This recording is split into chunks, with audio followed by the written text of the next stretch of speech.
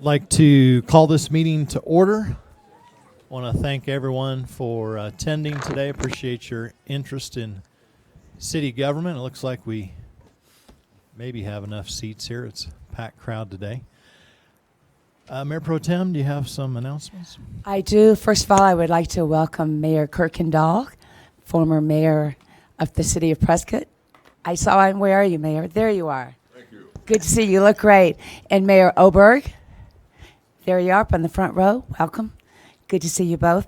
And we have someone missing today that came to every council meeting, and I often talk to him before and after the meetings, but we're missing Gary Edelbach because he passed away now probably about 2-3 weeks ago. And the mayor did read a proclamation at the fundraiser for the Christmas lighting, and we will all miss Gary, and he is in our prayers. So we miss you, Gary. There you go, Mayor. Thank you. Today we have an invocation by Pastor Paul Clemens with Calvary Chapel of Prescott, and pledge is led by Councilwoman Scholl.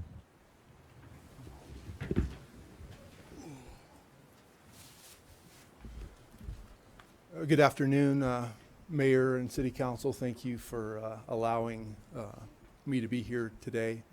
Let's all bow our heads and pray this afternoon. Dear Heavenly Father, Lord, we just thank you for this day. We thank you for all that you've done. We thank you for just how much you love us and what you've done for us, God. And Lord, I just pray for these servants that stand before me, Lord, that serve the city of Prescott. Lord, I just thank you for them. I thank you for their time and their efforts, Lord. I just ask that you would just be in thoughts and in minds, Lord, as decisions are made, Lord. We just pray for just your guidance and your direction, Lord. No doubt there are some serious things that need to be discussed and need to be taken care of, Lord, in this governmental body. And we just ask for your just humble guidance, Lord, in what you would have done, Lord. We just want to bring glory and honor to you, and we just thank you for what you're going to do. We want your will to be done. In Jesus' name we pray. Amen. Amen. Please join me in the Pledge of Allegiance. I pledge allegiance To the flag of the United States of America and to the republic for which it stands, one nation under God, indivisible, with liberty and justice for all. Thank you, Pastor. Please call roll. Mayor Mingarelli, Present. Mayor Pro Tem Orr, Here. Councilman Blair, Yes. Councilman Good, Here. Councilman Lamerson, Here. Councilwoman Scholl, here, Councilman Sischka. Here. All are present. Thank you for that. We'll move on to item 6, consent agenda. Would any member like to pull anything from the consent agenda today? If not, we'll entertain a motion. Mayor, I move to approve consent agenda items 6A through 6K. Second. We have a motion and a second. Please vote.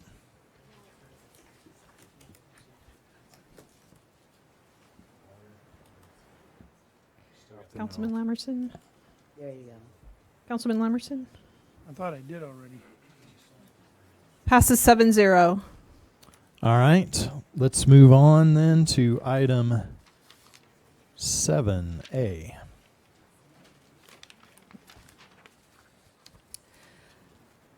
Adopt ordinance number 2019-1693, authorizing the granting of a utility easement to Arizona Public Service Company, an Arizona corporation, and authorizing the mayor and staff to execute any and all documents to effectuate said easement. Item B, adopt ordinance number 2019-1695, authorizing the acceptance of easements for the Sundog Train Trunk Main Phase 2B project and purchase and acceptance of real property for the Corsair Drive Extension Project from Arizona Eco Development, LLC, and authorizing the mayor and staff to execute any and all documents to effectuate said easement, acquisitions, and real property acquisition. All right. Thank you for that. We'll entertain a motion. Mayor, I move to adopt consent agenda items 7A and 7B. Second. Any discussion? Please vote. Passes 7-0. All right, thank you for that. Let's move on to item 8A, please. Approval of city contract for acceptance of a ADOT Airport Development Grant for design expenses related to the passenger terminal. Can you turn this on? Thank you. Good afternoon, Mayor and Council. Robin Sabata, Airport Director. So back in May, Governor Ducey signed House Bill 2748 appropriating funds for the state fiscal year 2020 budget. And within this legislation, $1 million was appropriated to Prescott Regional Airport, Ernest A. Love Field. On October 18th, the Arizona State Transportation Board approved ADOT issuance of a $1 million grant. It is an airport development reimbursement grant, and it's to be used for a number of costs that were taken at risk in the design of the terminal, to include schematic design, final design, supplemental survey, value engineering redesign, bid analysis services, construction manager at risk services, and structure demolition and site preparation. This grant was approved at a 100% grant level. There was no match required, and you can see on the up on the board, we have a breakdown of how that $1 million will be spent. This is actually an acceptance of that grant that it has been issued, and it will leave only $49,000 that was not reimbursed for all of the services to date on the new terminal building. Well, thank you, Robin. I think it is important here to mention that Representative Noel Campbell really led the charge down there at the state legislature and represented Prescott well in helping us get this money for the terminal. So we do want to thank him and his efforts, and all of our representatives, of course. But I know Noel led out on this, and we appreciate his efforts on that. Mayor Pro Tem? Yes, Mayor, thank you. And I actually just want to say ditto to that, because I do know Representative Noel Campbell worked very hard to get this $1 million set aside for us. And it's a huge step, and we so appreciate it. We Just do. want him and our President of the Senate, Karen Fann, to know, as well as Steve Pierce, that we appreciate all they do for us. Because sometimes we give them a hard time, but it's nice when they come through like this. So kudos to them. Any other questions, comments from the council? Any public comment? No, Mayor. If you do want to make public comment on any items, we do have public comment cards back here that you can fill out and then bring up to the deputy clerk or the clerk on future items. With that, we'll entertain a motion. Mayor, I move to accept an Arizona Department of Transportation Airport Development Grant in the amount of $1 million. City contract number 2020-068, ADOT grant number E0S1M01D for design and related expenses for the replacement commercial service passenger terminal at Prescott Regional Airport, Ernest A. Love Field. Second. We have a motion and second. Please vote. Awesome. Passes 7-0. Thank you, Robin. Thank you. Let's move on to item 8B, please. Adoption of resolution number 2019-1721, amending traffic calming policy and procedures. Good afternoon, Mayor and Council. This item is for the update of our traffic calming policy. The existing policy was adopted in 2004 and sets the guidelines by which all physical measures are installed on our streets for traffic calming. We later in 2010 updated that policy, and we added some additional features that included a threshold and petition process, a public meeting process for citizens to go through with the then TCC. But things have changed in the last 9 years. We have a new committee, a mayor-appointed committee, the Pedestrian, Bicycle, Traffic, and Advisory Committee. And we've also come into some locations where it would be good to have some ability to put in some physical measures apart from that petition and threshold policy. And so we've modified the policy to include those changes, along with update it to reflect the new committee, removing the threshold limitations on the city when we deem that safety or other things can be improved by installation of these measures. We've also cleaned up some of the administrative things in it, contact numbers and things like that. And the final thing we did was update the functional classification map, which was last done in 2010, and now it's up to 2019. And So those are the changes that we've made. We feel this will increase safety and improve the process. We are recommending that be approved, and I'd be happy to answer any questions. Okay, thank you, Ian. Questions, comments from the council? Mayor Pro Tem? Yes, Mayor, I am the liaison to the Pedestrian Bicycle Traffic Advisory Committee, and I appreciate what staff has done to help us on this. There have been many instances of things that have come to the committee that we felt that we could act on. If it's more flexible, we always had number one, safety at the top, and so I think that the revision of this policy has been very well researched, and appreciate the committee and all they did, and staff as well. So I would highly recommend that we pass this. Councilman Blair? I think it's a great change. It's been long overdue, in my opinion. And do you have some specific, I guess you would say, programs that you're going to change right away, different things that have come to your committee? There's been a couple locations that wouldn't necessarily meet the criteria, for speed or cut through. That streets that are near some arterials or other streets where people are cutting through and don't really need to be there. So we do have a few locations in mind. We don't have exact things that have been waiting for this to implement, but what we'll do is we'll go back to the committee, discuss those now in light of the new policy, and then see what we'll implement. So anybody that believes they have an issue within their neighborhood as far as cut-through traffic, the process would be then to go through the pedestrian committee? Yeah, so they usually contact Public Works or the city through our website or other means, and then we provide them the policy. It kind of it outlines for them the process. There's a petition requirement and some other things that we do, data collection. Then we would bring them to the committee and then have a discussion, see where we go from there. But yeah, that's pretty much been in place. We've just refined it a little bit and made it a little better. Okay, thank you. Anything else from the council? Public comment? No, Mayor. Entertain a motion? Mayor, I move to adopt resolution number 2019-1721. Second? We have a motion and second. Please vote. Passes 7-0. Thank you, Ian. Let's move on to item 8C, please. Approval of a comprehensive sign plan for the Prescott self-storage at 3057 Centerpoint East Drive.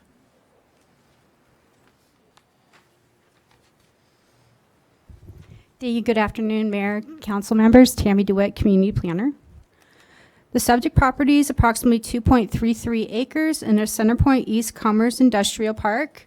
As you can see right here is 89A, and here's the property right here.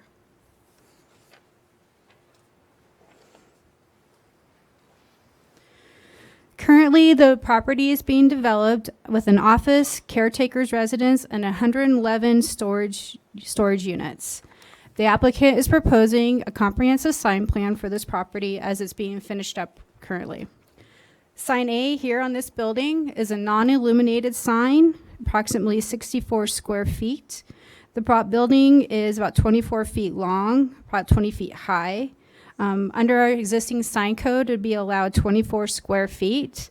The idea of this sign is that it would be visible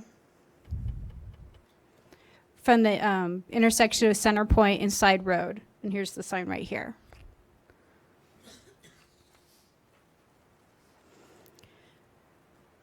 The second sign that had some concern from the Planning and Zoning Commission at their October 31st meeting was the sign B here. It's proposed to be 7 foot by 20 feet. It is an internally illuminated sign. The idea is this is going to be visible from 89A. Here it is here, and it'll be visible at night too. The Planning and Zoning Commission did recommend approval of the sign package with a change to this proposed sign for it to only be 4 feet in height instead of 7 feet in height. So instead of being the 7 by 20, 140 square feet, it would be 4 by 20, 80 square feet. And then the other sign that was part of the sign package is just this monument sign, which is allowed by the ordinance. The applicant is here with some explanation of why the need for those signs. Otherwise, they did a vote 5-1, the Planning and Zoning Commission, with the one change to the sign B sign to only be 4 feet in height. And that concludes my presentation. I'm free to answer questions, and the applicant is also here. Well, let's go ahead and hear from the applicant if they'd like to speak.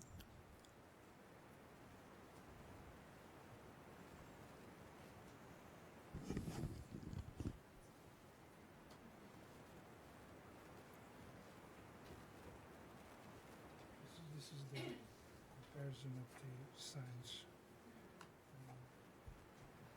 This is the 4 foot, this is the 7 foot, and this is the 7 foot also, compared to the Okay. signs here.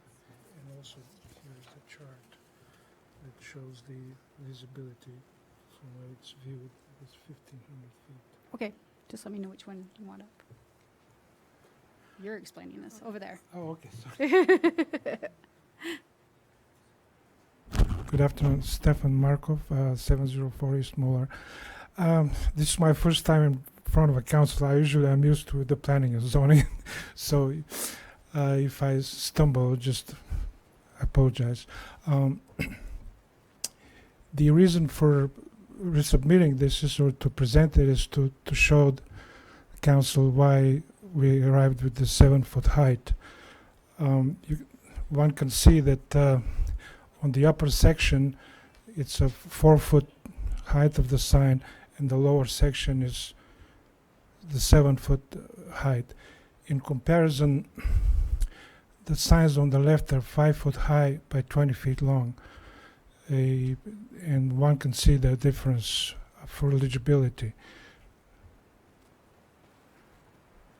And the third, at the bottom, is another sign that's placed on a semi-trailer. I am not sure of the exact dimensions, but you can see it's very overpowering in comparison to the rest of the signage. So the 7 foot, tell me if you can put the chart, thank you. So this is an actual measurement from Google Earth. If you see the yellow line shows a 1,500 distance of visible line of sight, and there is a chart there at the bottom that shows the effectiveness of the height of the letters. So at 1,500 feet, you're probably looking at 57 inches height of letter, and that's the letter only. It does not include the background of the sign. And these are at ideal conditions where you're looking at directly at the sign. Daylight and atmospheric conditions are ideal, and plus 55-mile-an-hour speed limit too. So, and in summation, that's what we asked that you consider the original submittal. All right. Well, thank you. And you're still asking for the 7 foot height then, is that what you're asking? Because that's really effective. Then the 4 foot will not work simply. Okay. And Tammy, can you remind us which ones are illuminated again, just so we're real clear? This the proposed sign here on this sign that's in question. That's the one Okay. that's proposed to be internally illuminated. And that's the only one that's illuminated? Correct. Okay. That also complies with the dark sky regulations, which the background is dark, which is red, but the letters are white. Okay. Compliant with the dark sky. Okay. Mayor, I have a comment. Yes. So what was the planning and zoning reaction to the original 7 foot height? They felt it was too tall. It's too big of a sign. And that was everybody on planning and zoning? It was a split vote. So when they originally voted, it was a split vote. So another commissioner made a recommendation for just the 4 foot height, and that one passed 5-1. Okay.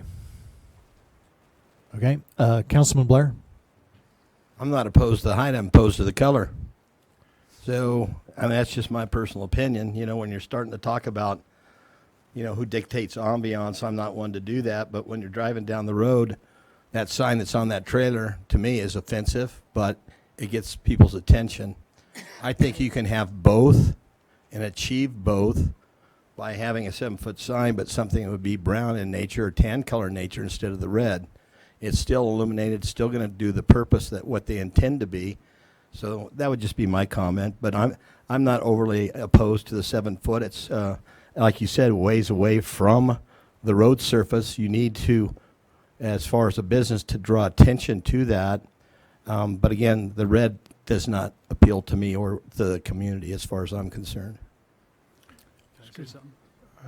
Are you with the applicant or? I'm the owner of the property. Oh, okay. Did you have a comment? Yeah, Scott Johnson's my name. I'm the owner of the property that we're talking about. I want to clarify something just sitting in the audience. The sign that's behind us that's 80 foot long, that's not on our property. That's actually a sign that's behind us owned by somebody else. So it probably is about twice the size of the sign that we're asking for. And just to be clear, if I understand what I'm saying, we're asking for something that is clearly in the rules as they stand. We're not asking for an exception. We're just asking for the rules as we understand them and read them to be approved.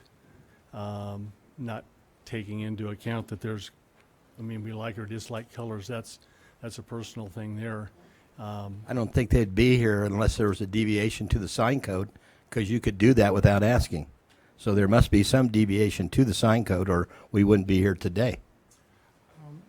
I did research this prior to submitting it with staff, and we had complete support from them. That's why I submitted it as Do we not have, is there a deviation to this, or is it in the sign code as it sits today? So for this sign A, they would be allowed 24 square feet. They're asking for 64. On sign B, they would be allowed 15 square feet on that building, and they're asking for the 140. So that means to me that there's a change away from code. Yes. That's why we're asking for a comprehensive sign package, which is a way to apply for it. I understand.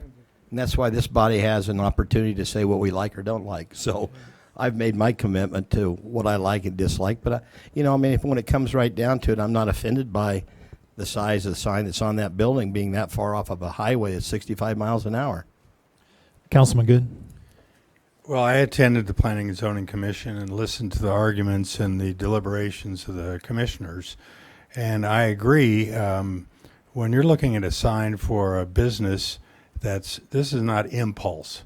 People just don't drive around looking for a storage location.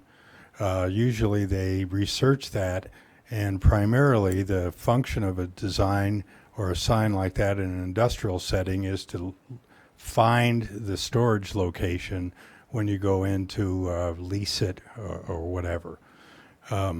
So considering the industrial park here, the property between the sign and the road is likely to develop over time anyway. So drivers on that 89A are unlikely in the future to even be able to see that sign. So granting an extension of such a broad square footage for a sign, I don't think is even necessary. Even considering the lighting at night, I don't think people are going to be trying to find a storage location at night when you're closed. So there's certain considerations here that don't make a lot of sense.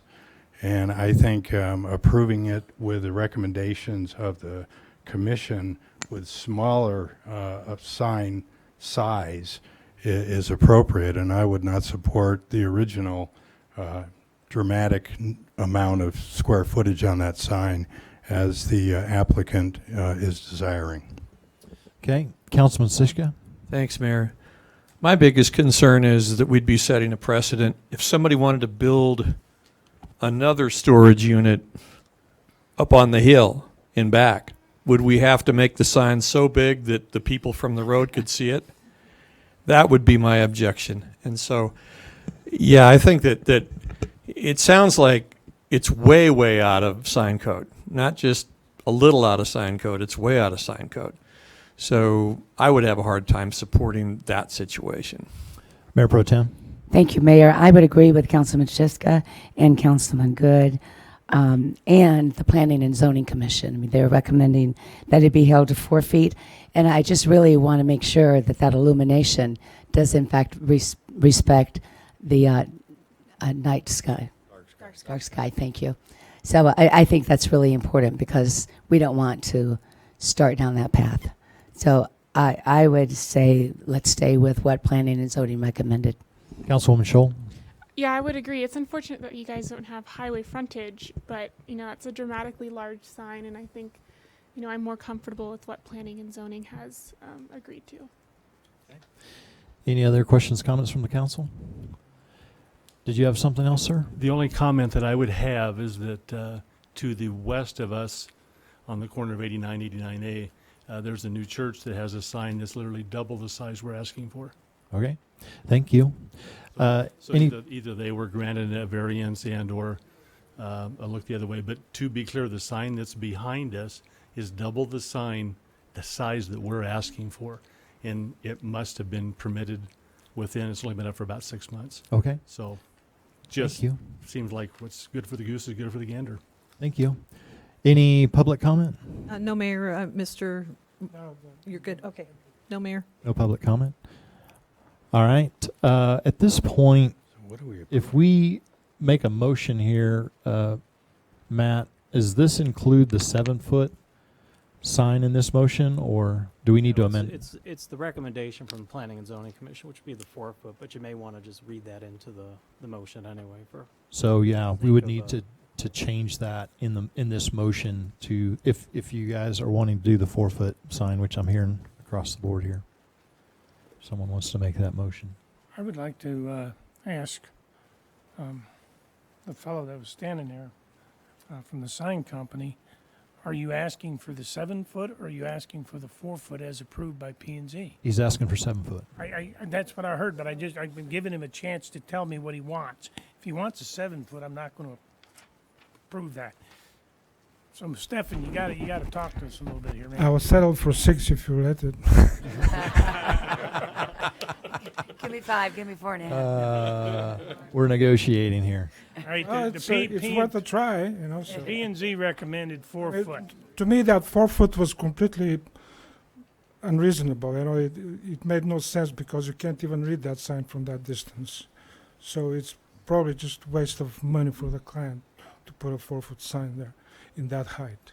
So you would rather not ask for the comprehensive sign package as approved by P&Z?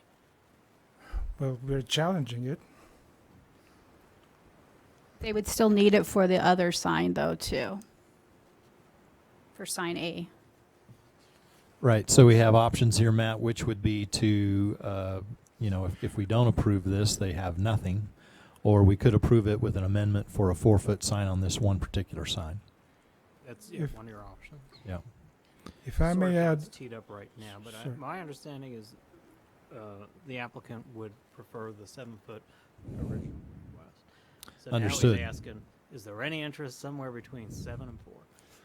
Well, and we're getting, this is a planning and zoning issue. This is not a, Right. we're here usually to look at what planning and zoning recommends and then move forward with that. That's more of a planning and zoning issue in terms of a negotiation, I think.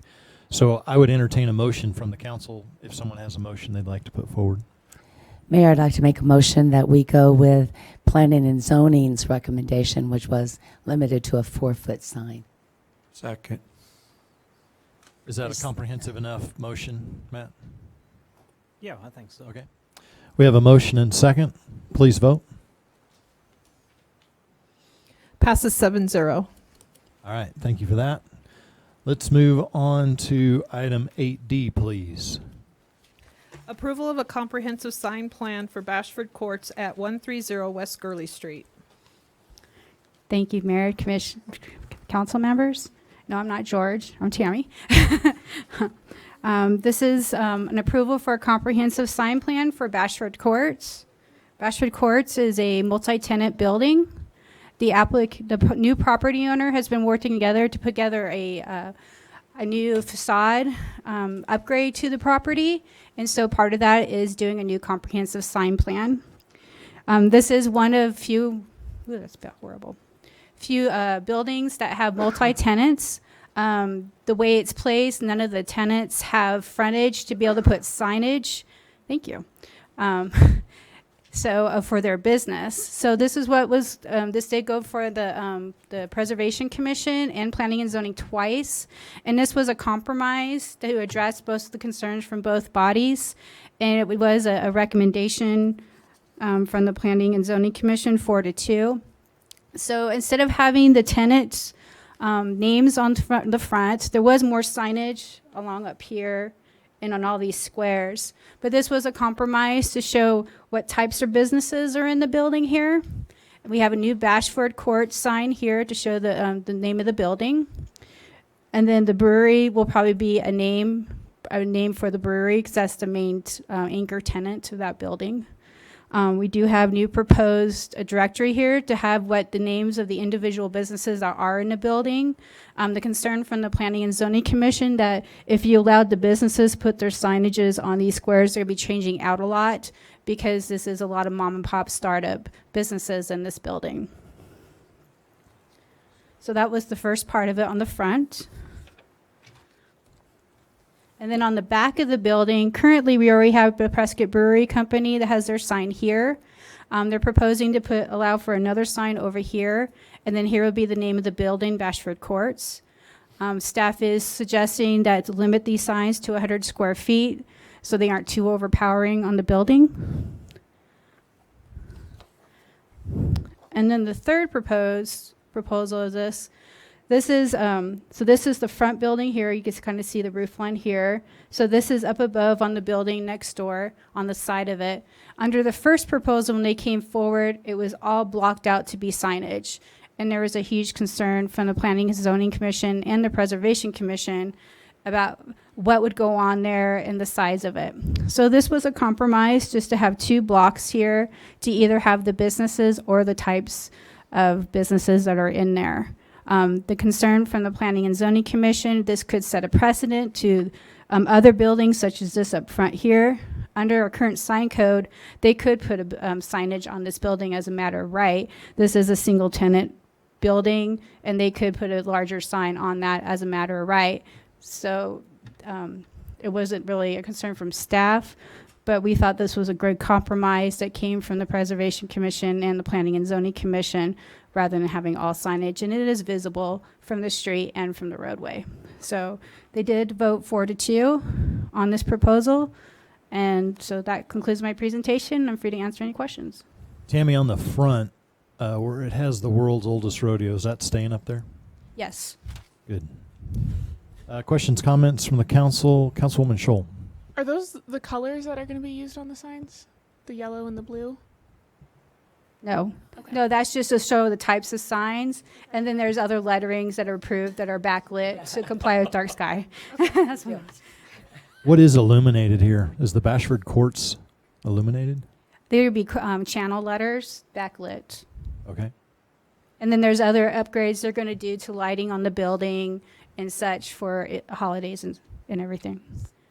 So. Nothing in the windows, from what I read. The property owner does not want to have any signage in the windows, but under our sign code, it's allowed by right, but he's going to restrict that. Other questions, comments from the council? Public comment? No, Mayor. We'll entertain a motion. Mayor, I move to approve SIG 19-004, a comprehensive sign plan for Bashford Courts. Second. We have a motion second. Please vote. Passes 7-0. All right. Thank you for that. Let's move on to item 8E, please. Approval of a proposed rezoning of Whispering Rock subdivision.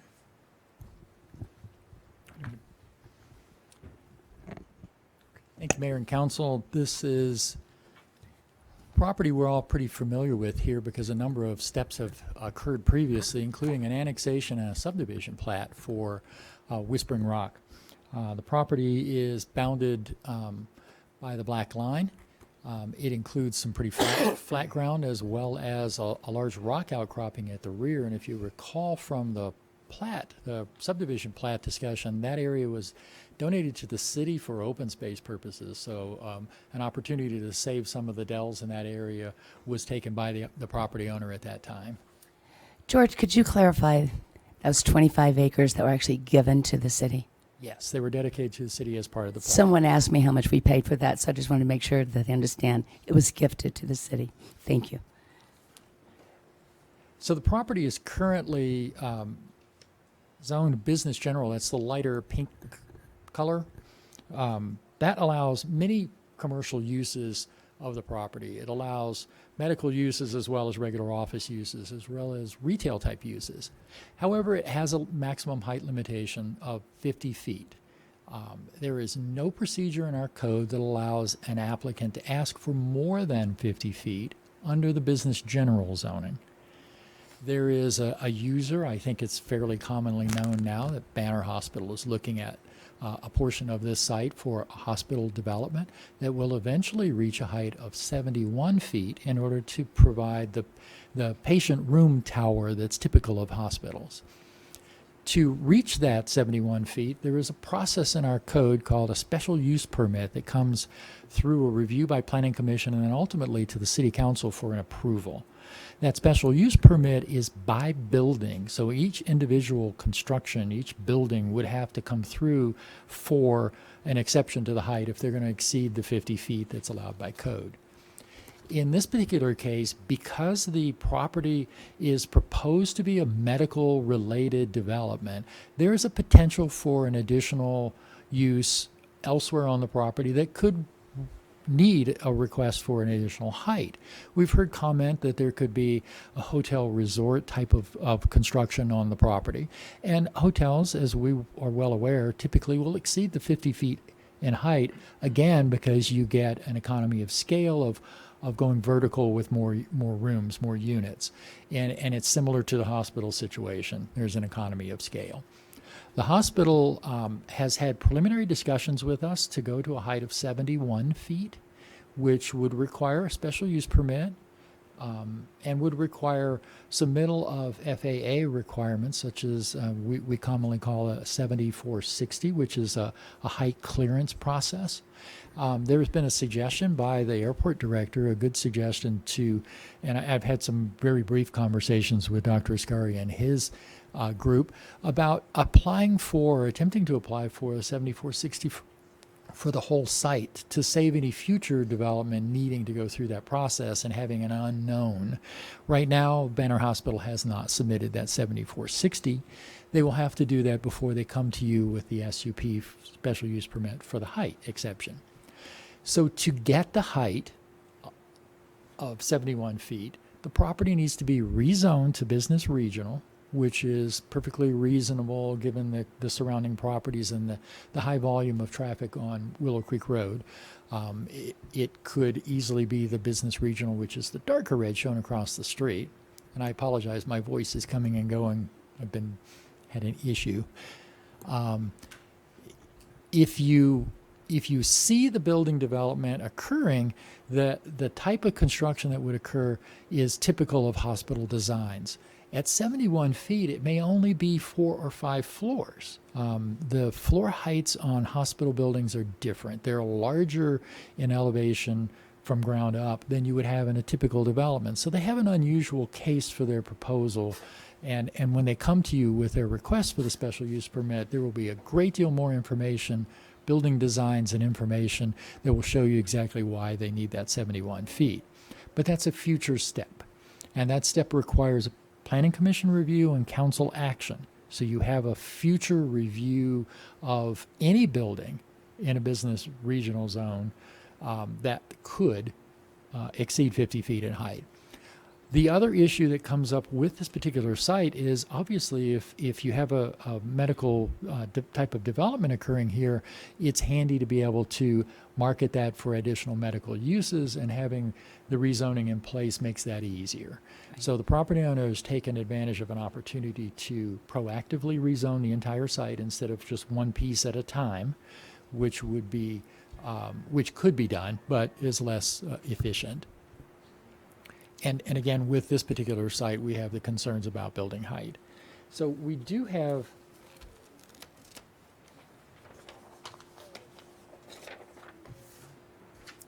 apologize, this is going to be a very light map even without the lights. You can see the location of the site. It's the red area down here. Oh, thank you. That helps.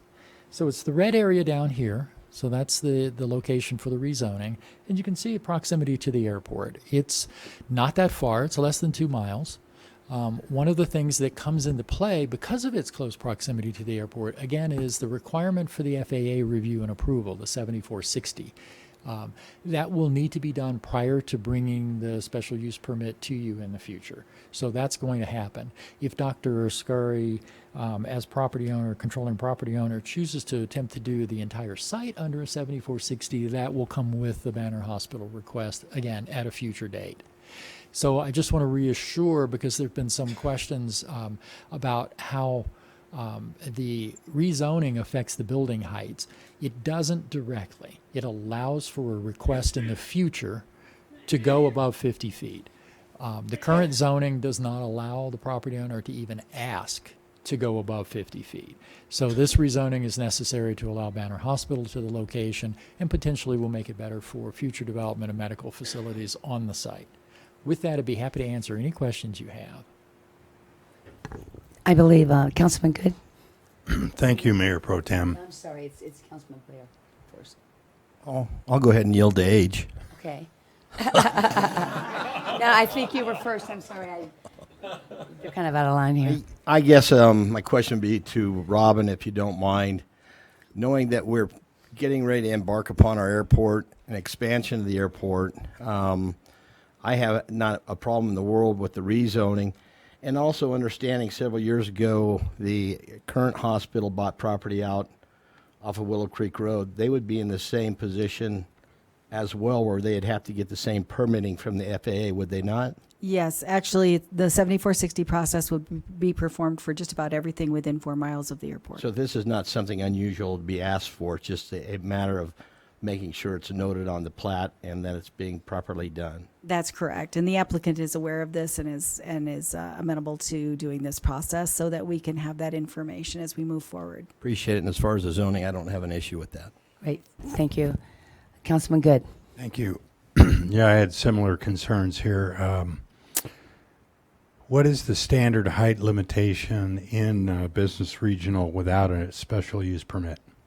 It's 50 feet, just like the business So general. it would be the same. It's the same. So this just allows them that request option for an extension. And I know hospital roofs sometimes have additional utility boxes and things like that that are necessary for vacuum and different things like that. So that's pretty important for adequate hospital room size.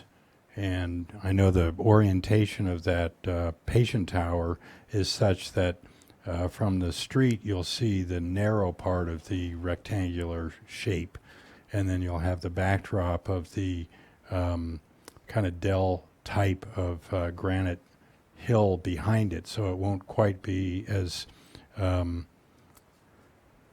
I don't know, visually disturbing, if you'll say, if you will. So it'll kind of fit in with the view towards the east, I suppose. Yes.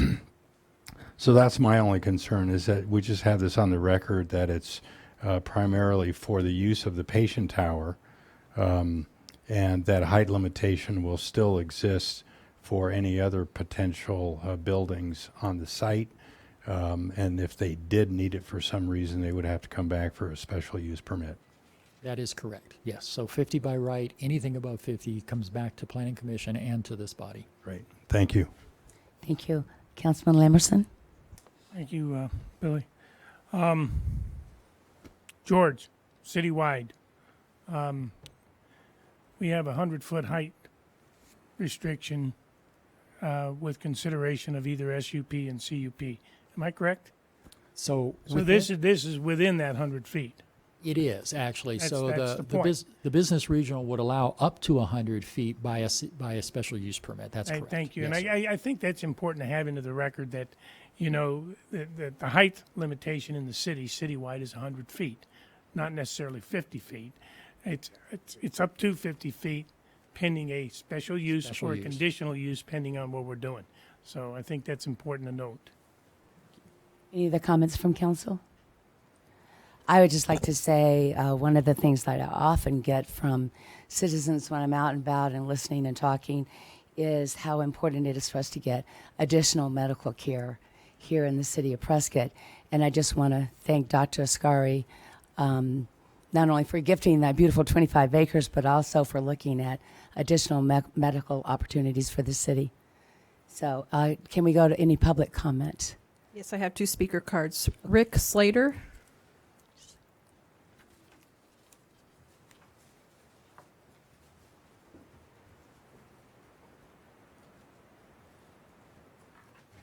Hello, I'm Rick Slater. Had a problem with the swelling in my arm. I went to the doctor's office. They referred me to another medical center and had not an MRI, but ultrasound. And they said they would get the results back. A day later, it was still nothing better. The doc called me in, and he referred me to his brother upstairs. They did another ultrasound, and they found complete blockage of all my veins in the arm, which was causing the swelling. With that, the doctor put me on blood thinners and referred treatment. Nothing seemed to help, and on Thursday following, I was sent to the hospital, to the ER. I was admitted for 3 days, and then they did follow-up treatments. To clear it up, I had to go down to Phoenix to get another treatment because there's not enough medical people with that expertise up here. Sir, And- just so you're aware, there's a specific item on the agenda. It's the rezoning of this particular property. You have to speak to that. This is I what know you're this is kinda- what I'm getting to. I know you're kind of easing into it. More medical You only have. Yeah. We're not going to count this against you Okay. with your time, but you only have a few minutes left. Yeah, I'm wrapping it up now. With this, more medical staff here can get to the problem that I had, and that's what I was bringing up. Thank you, Mr. Slater. Thank you very much. Thank you. Thomas Brown.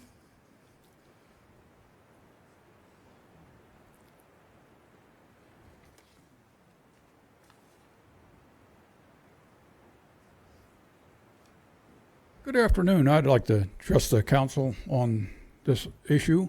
In 2017, I was sick. I went to Dr. Ascari. He told me to go to the medical hospital, so I went to the regional medical hospital, where they sent me home. 3 times they sent me home. On the next day after they sent me home on the last encounter with them, I went to urgent care at Dr. Ascari's office and passed out in the waiting room. It seems to me that there's just not adequate facilities here to handle the needs of the population. It's way understaffed and so whatever they need, I like to see them get it to get this other medical facility there, and I could see it from my back window. I live just above the Doggy Dude Ranch in Pinion Oaks. Thank you, sir. This is I think a urgent need that we get more medical facilities in this area. So that's all I have to say. Thank you very much for your comments. Yeah. That was the last one. Do we have a gentleman right here?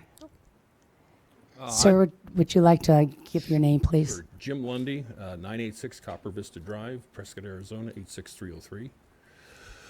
Councilman, council ladies, I'd like to also step up to the plate for Dr. Ascari. I didn't come here. I came here for water, but I'm stepping up to the plate for Dr. Ascari. I currently take care of a lady who is demented, bipolar, manic, depressive, a little aggressive.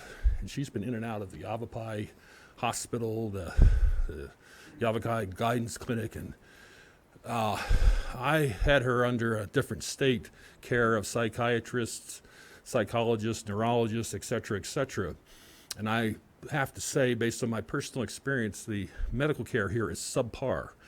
I think the other presenters here have said the same thing. I'd like to put an extra kicker in. I had an opportunity to take her down for 2 weeks at the Banner Psychiatric Hospital. Banner Hospital and Banner Clinics are creme de la creme. just like Dr. Ascari. And he is really, if he's going to get some sort of a banner medical facility here, I would highly advise you to get it here. But I also got to put in a positive plug for the Yavapai Hospital over in Prescott Valley. They've got a few emergency room diagnosticians who are crackerjacks. So I don't want to totally poo-poo on the area medical. But Dr. Ascari is really setting you up with a really plumb medical facility institution, I believe. Thank you, sir. Appreciate it. Anyone else, Maureen? No, Mayor Pro Tem. Dr. Scari, would you like to address us? Yes, it's not about Yavapai Regional Medical Center or Banner Health or Dr. Ascari. It's not my property. It would never be Dr. Ascari's hospital. It's another community hospital, a destination medicine,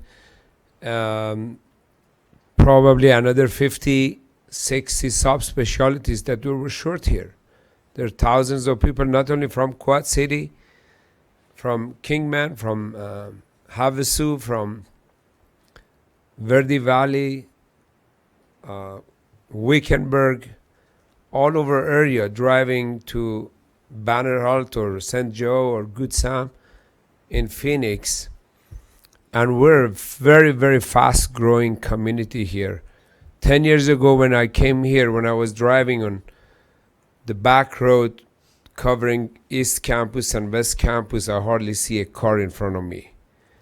Now there is traffic over there. So it's not about my property, it's about all of us, Quad City, Northern Arizona. We are fortunate that Banner chose this location for us. We're blessed, Banner, bringing more additional doctor to save a lot of people who does not need to drive to Phoenix, get chemotherapy. They're going to bring MD Anderson. And they're big, they are powerful, they are helpful, and then it would bring a healthy competition with Yavapai. I have nothing against Yavapai. Tim Barnett is a great friend of mine still today, and John Amos the same, and all the doctors the same. So just additional more physician to the community would be benefit to all of us. By the way, talking about my generosity, about 23 acres, I also give 30 parkings. Don't forget about that. Thank you, Dr. Ascari, and thank you. The prospects of Banner and MD Anderson are tremendous, so thank you. Any other comments from council? Could I please have a motion? Pro Tem, I move to approve PLN 19-018, the rezoning of Whispering Rock subdivision from business general to business regional. Second. Those in favor, please vote. Or please vote. Passes 6-0. Thank you.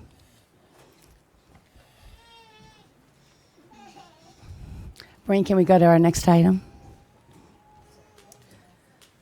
Item F, award a city contract to Asphalt Paving and Supply Incorporated for the Hope Street Improvement Project, and award a city contract to Woodson Engineering for post-design services. Good afternoon, Mayor, Council. Craig Dosseth, Public Works. So the item I bring to you today is to award city contracts to Asphalt Paving and Supply, Inc. For the reconstruction of Hope Street in the amount of $776,259, and to award a city contract to Woodson Engineering for post-design services in the amount of $52,945. This Hope Street project was initiated in 2014 with a concern or complaint from property owner to the city in regards to drainage issues on the street. Design then was begun in 2015. Design has gone through many iterations since 2015. So it includes the improvements generally consist of the replacement of the water system, new curbs, drainage improvements, and new pavement on Hope Street and Warren Streets in that little neighborhood. Over the design or over the life of the design, there's been many changes that have been implemented into the project through public meetings and or personal meetings with property owners in there. And design changes have come about on that design from those meetings. Some of the things that were changed over time is the road section has been brought down to a very minimal road section. Removal of sidewalk was requested by the neighborhood, so that's been done. And then reduced drainage. The initial drainage system was a totally piped system, including catch basins and everything through it. Current design includes the surface drainage on the pavement, on the curb and gutter, to individual points at 3 different outlets on the street where drainage currently goes after it gets so deep on the street that it begins to impose and or damage personal property. So with the original design beginning, then anytime a reconstruction project is considered on a street, then the project is reviewed for all city needs. So when it began, drainage initiated it, but then it was looked at in regards to what's the existing condition of the water system, wastewater system. There was very minimal drainage system on it, and we knew that, and then as well as the pavement. So all items were reviewed, and ultimately total reconstruction of the water system and or upgrade. The existing water system on Warren Street, which has regular failures, is a 2-inch galvanized line. So there is essentially very limited or no fire protection in some of that area. So total new water system is part of it. Ultimately, the project was bid two times in September, and bids were opened in October for the project. Unfortunately, this is second time recently that we've had bids come in, or bids for a project that have not been complete. On this project, we had bidder number 1 and bidder number 2 that failed to submit a complete bid package, so ultimately identifying the bid as non-responsive. So this recommendation today includes the recommendation to go with the third low bidder in there.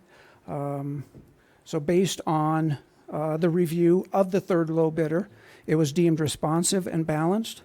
So ultimately we are recommending award to the third lowest bidder in there. The project is deemed to take 120 calendar days, and so that would bring a completion of it in April of 2020. And currently, Unisource Gas is on site replacing and or upgrading the gas system in there in order to allow our project to go forward if you so choose. So with that, I'd be happy to answer any questions that you have. Okay, thank you, Craig. Questions, comments from the council? Public comment? Yes, I have 2 speakers. First one, or sorry, 3. Sarah Gonzalez is the first one. Sure. You want to go last? Kevin Grief.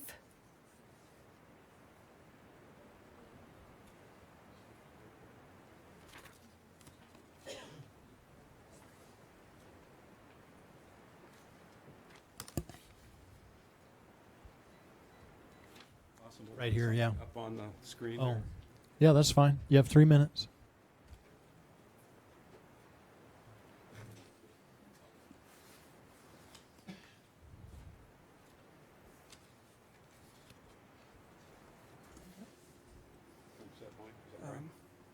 Just go right here. Yeah. It's going to be hard to point at what's on there.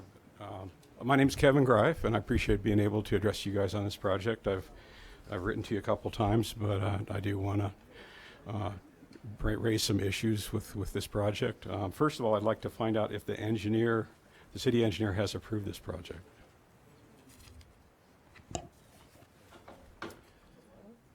Is that a question, Mr. Dawson? Well, go ahead and go through your presentation, Okay, and well, we'll do our best to answer your questions. There's some problems that with this project, both in terms of the study that was done, the drainage study, and also the way it's been basically carried out. And the image that you've got above you, I would appreciate it if I could point to what I'm trying Sure. to. Okay. So this is a good example of some of the concerns I have. There are 3 discharge points for this system, and they all discharge onto my property. There are no easements for this discharge. The council previously had been told that the easements were in place, but there are no easements. And this one, discharge point 3, is the one that's most problematic. And the way it's drawn, this is a cross-section of what's there now and what's proposed. And this dashed line represents the actual contours of the property as it exists. This little area that's shaded blue is the ditch that's there right now. And that's where the water's flowing at discharge point 3 now. The rest of the drainage in the area is basically sheet flow. So basically it's traveling across land on both sides and just kind of sheds water across a lot of property into the Granite Creek area. The proposed area for the new discharge point 3 is this sort of trapezoid, and I've enlarged it here a little bit. And the total area of that ditch is 2.1 square feet, whereas the new existing ditch is about, it's the total is 17.8 square feet. So that little ditch compared to what's going in there now has been increased by 850%. The fact that the drainage and the output of this discharge point has changed dramatically requires, by the general engineering code for the city of Prescott, that easements be in place to accommodate the change in concentration and velocity.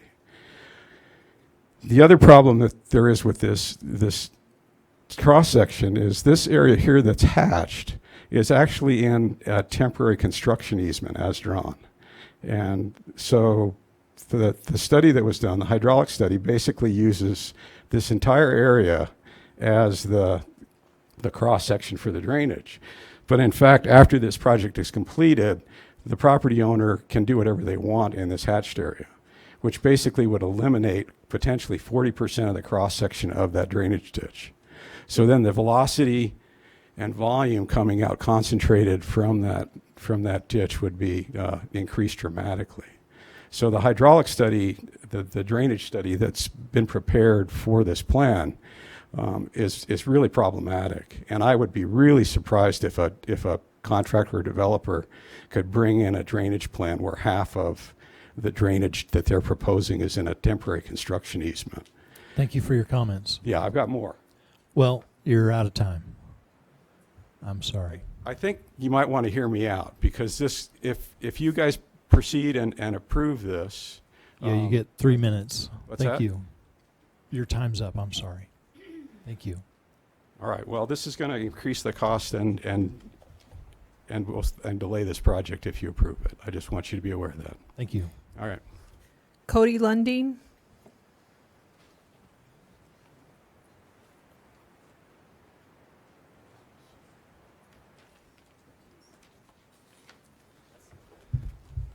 I'm going to have to read this quick to get through it.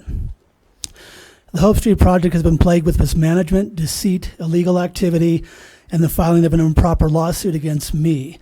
Below are experts from my Superior Court motion to end the city's improper lawsuit. I filed with the court a 23-page response on August 12, 2019, including that the city had sued the wrong party and that I did not own the subject property that was the basis of the city's wrongful lawsuit against me. Regardless, the city continues to disingenuously push their false narrative that I own the property. In my response, I stated the city violated Arizona state law by failing to properly notify or notify at all the true property owner in their botched attempt to secure eminent domain for the subject property. On August 12, 2019, the city produced Exhibit Resolution Number 2019-1692. This resolution falsely stated that, quote, the city and the owner of the private property required the project have been unable to reach a mutually acceptable agreement, end quote. This is not true, as I am not the owner of the property in this resolution. The city used this falsehood to initiate eminent domain proceedings against the wrong defendant in violation of state law. On August 13th, 2019, I emailed this council to let them know that they had approved this resolution in violation of Arizona law. None of you responded. On August 12th, 2019, city employee Jeff Lowe gave false testimony to the court, stating that the city had obtained all easements required for the project. This is not true, as resident Kevin Greif's July 17, 2019 letter to city officials stated the exact opposite. The city further misrepresented that they were using only 10 feet of the subject property when Blueprint showed the city is using 25 feet of the subject property. The city knowingly took 25 feet of private property while misrepresenting this fact to the court and only paid 10 feet of the property, all behind the property owner's back.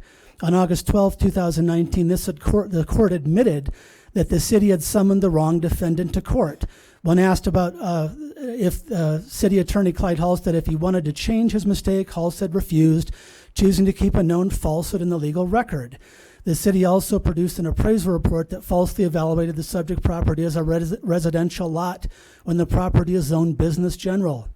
I have also repeatedly warned the city not to breach a court order to protect my safety. Nonetheless, the city continues to use my name as part of the public record at the risk of my welfare. Finally, you've been falsely told by city officials that they, quote, couldn't get a hold of me. I have numerous emails showing that city officials ignored my emails about this project since September of 2018. Aside from being dangerously unprofessional, these actions open the city to serious legal liability by multiple parties.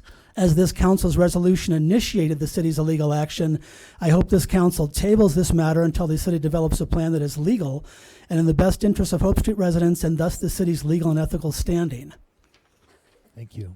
And I'm here for questions if you have any. Thank you. Sarah Gonzalez.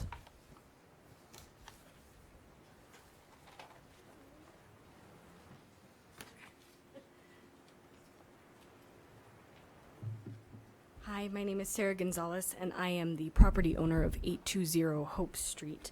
I included packets for you, and my information is on there if you have questions.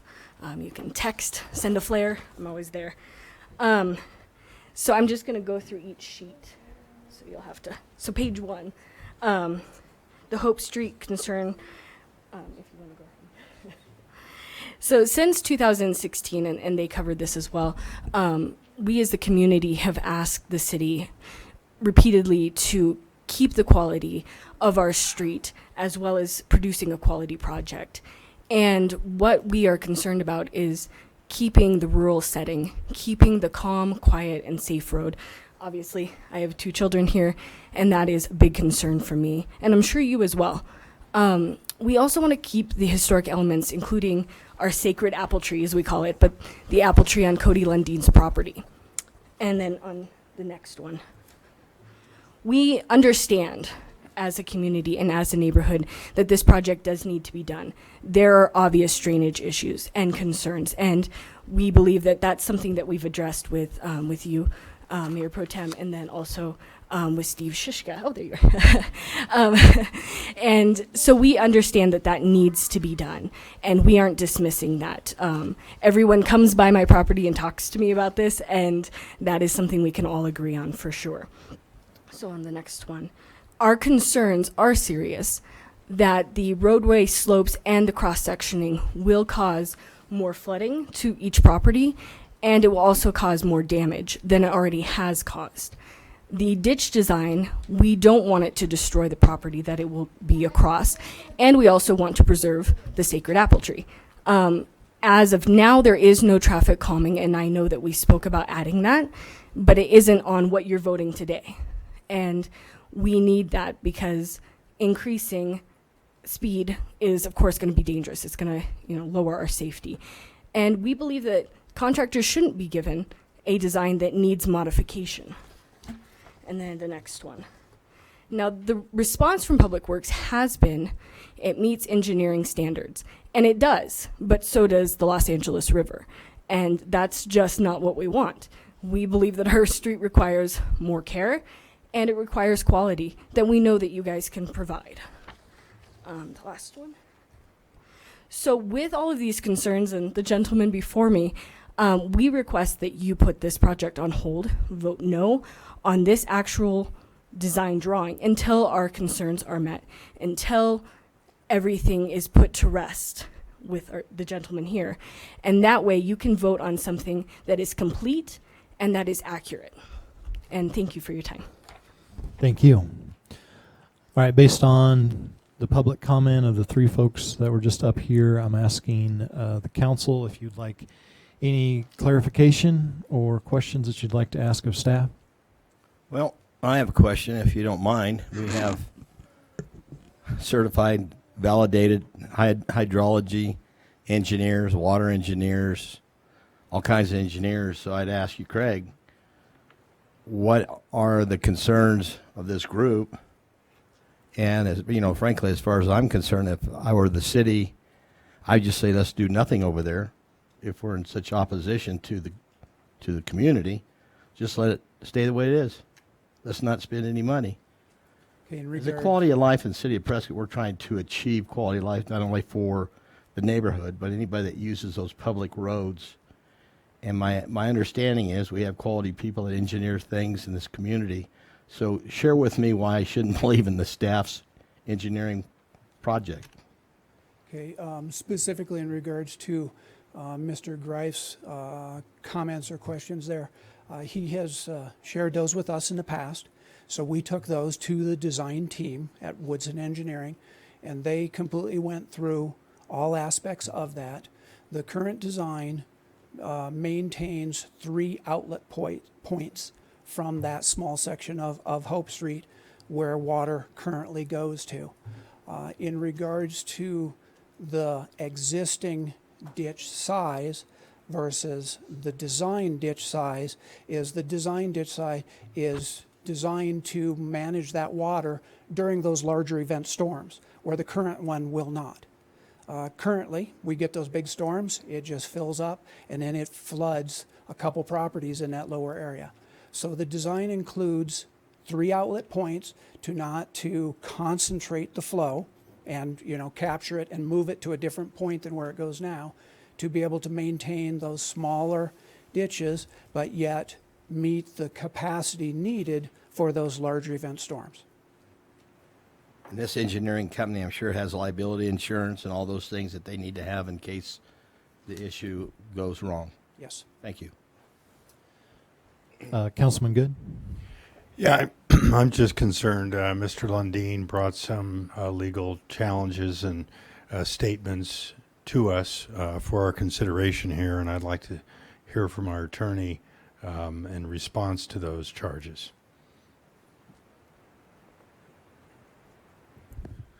Well, I suppose the best response would be to tell you that the court granted our request for the immediate possession of not Mr. Lundeen's property, but property that belongs to a trust.